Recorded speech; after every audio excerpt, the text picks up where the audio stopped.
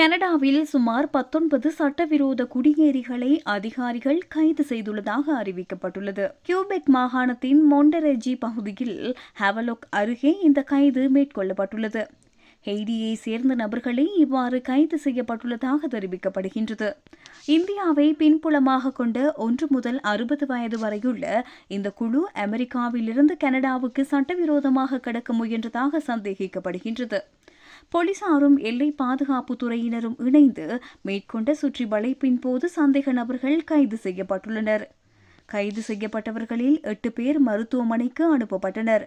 இதில் 6 பேர் குளிரினால் பாதிக்கப்பட்டிருந்தனர் என தெரிவிக்கப்படுகின்றது. 2 சிறிய குழந்தைகளும் முன்னெச்சரிக்கை நடவடிக்கையாக மருத்துவமனைக்கு அனுப்பப்பட்டுள்ளனர். அவர்களின் உயிருக்கு அபாயம் இல்லை என தெரிவிக்கப்பட்டுள்ளது. சந்தேக நபர்கள் ஏதிலி கோரிக்கை முன்வைத்துள்ளனர் என தெரிவிக்கப்படுகின்றது.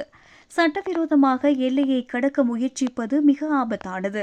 குறிப்பாக குளிர்காலங்களில் அகதிகளும் அதிகாரிகளும் அபாயத்தில் இருக்கின்றார்கள்.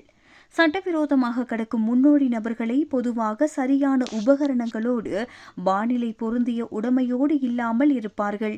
சில பகுதிகளில் நிலப்பரப்பு கடினமாக உள்ளது என போலீசார் எச்சரிக்கை விடுத்துள்ளனர்.